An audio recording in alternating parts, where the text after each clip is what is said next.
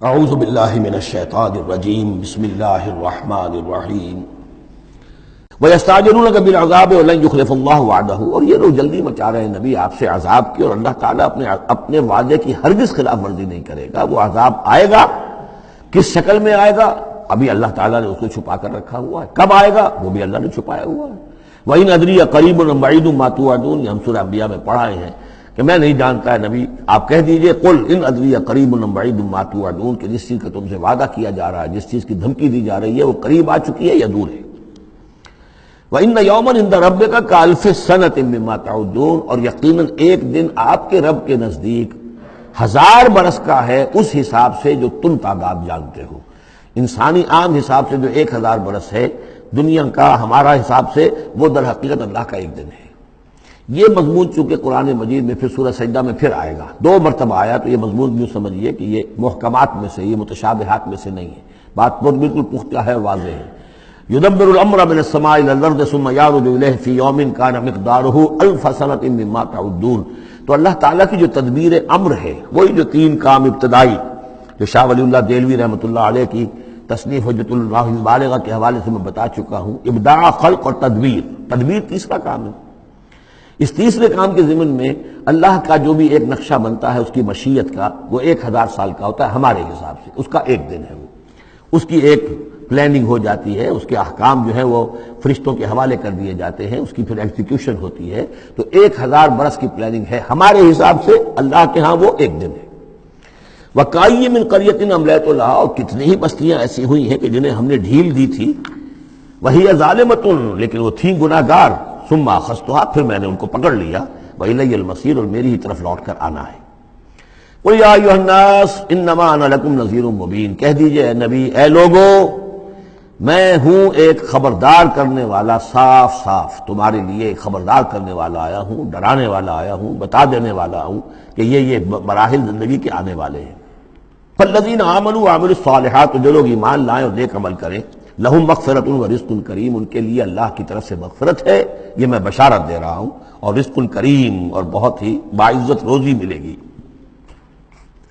والذین سعوا فی آیاتنا معاجزین، اور جو لوگ ہماری آیات کے بارے میں تگ و دو کریں گے کہ انہیں کسی طریقے سے فیل کر دیں، ناکام کر دیں، غیر مؤثر کر دیں، ان آیات کو پھیلنے نہ دیں، اولئک اصحاب الجحیم، تو یہ وہ لوگ ہیں کہ جہنم والے ہیں۔ وما ارسلنا من قبلک، یہ کافی مشکل آیت ہے قرآن مجید کی جو اگلی آ رہی ہے، اور اس میں کافی قیل و قال ہے۔ وما ارسلنا من قبلک من رسول ولا نبی الا اذا تمنى القى الشیطان فی امنیتہ، اور نہیں بھیجا ہم نے آپ سے پہلے بھی کوئی رسول، اے نبی صلی اللہ علیہ وسلم، نہ کوئی رسول نہ نبی، الا اذا تمنا، مگر یہ کہ جب اس نے خود کوئی خیال باندھا، کوئی پلاننگ کی، کوئی نقشہ بنایا اپنے کام کا۔ ایک تو یہ کہ اللہ کی طرف سے ہدایت آ رہی کہ اب یہ کیجئے، اب یہ کیجئے، اب یہ کیجئے، ظاہر بات ہے کہ اس میں تو کسی خطا کا کوئی امکان ہی نہیں، وہی چاہے وہ وحی جلی ہو اور چاہے وحی خفی ہو، نبی کے لیے وحی جلی، وحی خفی دونوں محفوظ ہیں۔ وحی خفی کے اندر بھی شیطان یا شیطانی قوتیں کوئی دراندازی نہیں کر سکتے، لیکن یہ کہ کبھی ایسا بھی ہوتا ہے کہ وحی کی طرف سے کوئی بات نہیں آئی ہے۔ ظاہر بات ہے کہ یہ نہیں سمجھنا چاہیے کہ نبی کی حیثیت بالکل ایسے ہے جیسے وہ کسی زمانے میں، آج کل تو شاید وہ معاملہ ختم ہو گیا، وہ تار جو جاتے تھے گٹ گل گل گل گٹ گٹ ہو رہی ہے، ادھر سے ہو رہی ہے، ادھر سے وہ جو ہے مشین بول رہی ہے، تو بیچ میں تو مشین ہے، کچھ نہیں ہے۔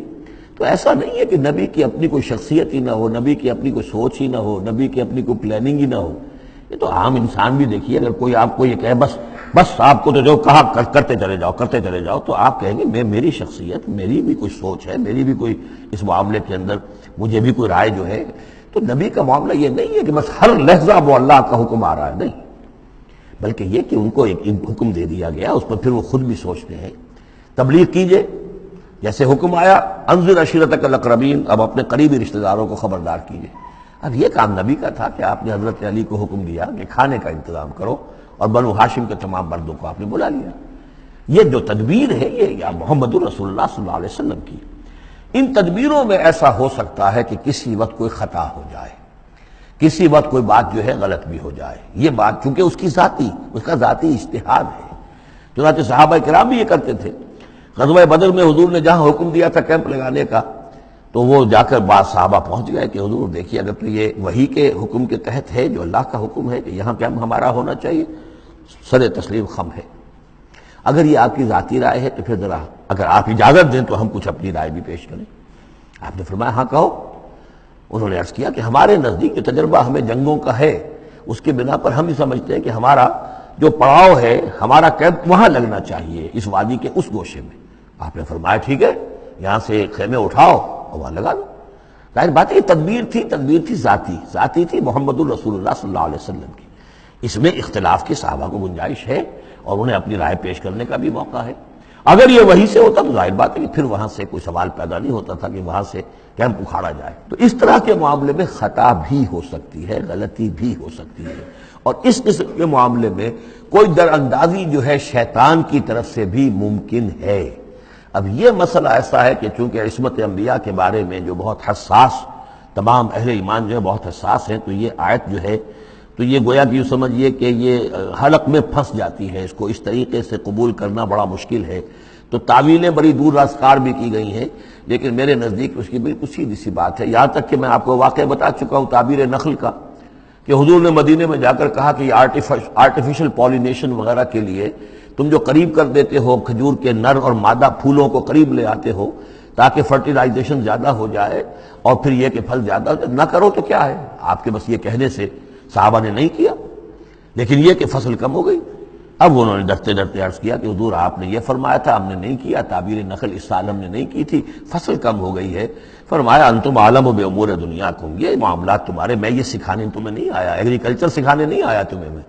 میں تو آیا ہوں یہ ہدایت دینے کے لیے۔ جو ہدایت میں دوں، جو میری جو نبوت اور رسالت کا جو ایشو ہے، جو اس کا موضوع ہے، اس پر تمہیں میری ہر بات کو ماننا ہے، لیکن یہ جو تمہارے معاملات ہیں یہ تجرباتی معاملات ہیں۔ اب دیکھیے تجرباتی، چونکہ وہ تجربہ تھا انہیں، وہ کرتے تھے، زراعت کرتے تھے، اور انہیں یہ اندازہ ہو گیا تھا کہ ایسا ہو تو اس سے یہ کہ پھل زیادہ ہوتا ہے، تو تجربے پر تھا، اور تجربے ہی کی بنیاد پر سائنس ہے۔ پوری سائنس کیا ہے؟ ایکسپیریمنٹیشن ہے نا، اسی کے اوپر تو یہ سائنس ڈیولپ ہوئی ہے۔ ان چیزوں کو جو ہے وہ اس سے خارج سمجھیے، اس میں کوئی تعلق جو ہے دین کا اس سے نہیں ہے۔ انتم عالم بامور دنیاکم، تم اپنے ان دنیاوی معاملات کو جو تجربے پر جس کا دار و مدار و نثار ہے مجھ سے بہتر جانتے ہو۔ یہ حدیث ہے بخاری شریف کی، الحمدللہ اللہ تعالیٰ ان پر لاکھوں نعمتیں اور اپنی رحمتیں نازل فرمائے، یہ چیزیں محفوظ رہ گئی ہیں ہمارے لیے، تبھی تو ہمارے لیے کچھ کہنے کا اور بولنے کا موقع ہے۔ تو فرمایا انتم عالم بامور دنیا کو۔ اسی طریقے کا مسئلہ یہ ہے وما ارسلنا من قبلک من رسول ولا نبی الا اذا تمنا،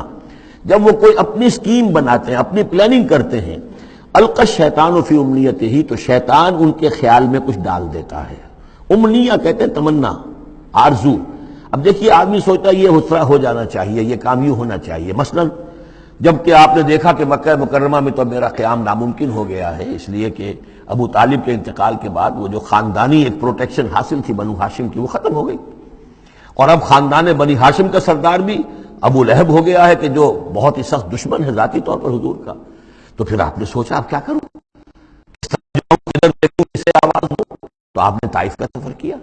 لیکن یہ کہ وہاں پہ آپ جو ہے ناکام وہاں سے آنا پڑا، وہاں کوئی آپ کو ریسپانس نہیں ملی، بلکہ زندگی کا سخت ترین دن جو ہے حضرت عائشہ صدیقہ رضی اللہ تعالیٰ عنہ کی روایت موجود ہے، ان کے ہوش کے دوران تو سمجھیے کہ غزوہ احد کا دن سخت ترین تھا، تو انہوں نے کبھی پوچھ لیا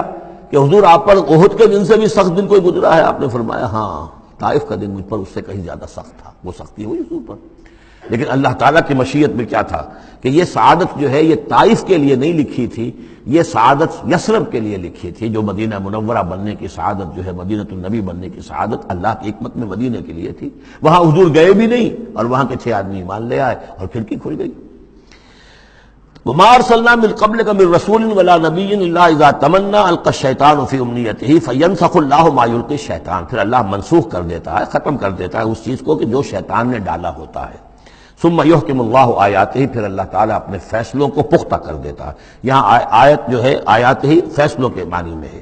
واللہ علیم الحکیم، اور اللہ سب کو جاننے والا، کمال حکمت والا ہے۔ یہ توجیہ ہے میرے نزدیک، اور یہ قریب ترین ہے اس توجیہ سے کہ جو موضح القرآن میں شاہ عبد القادر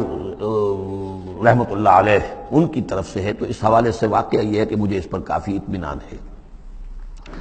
لِيَجْعَلَ مَا يُلْقِي الشَّيْطَانُ فِتْنَةً لِلَّذِينَ فِي قُلُوبِهِم مَّرَضٌ، اور اس میں بھی اللہ کی ایک حکمت ہے کہ شیطان کی طرف سے جو کوئی آمیزش ہو جاتی ہے کسی وقت اس قسم کے معاملات میں،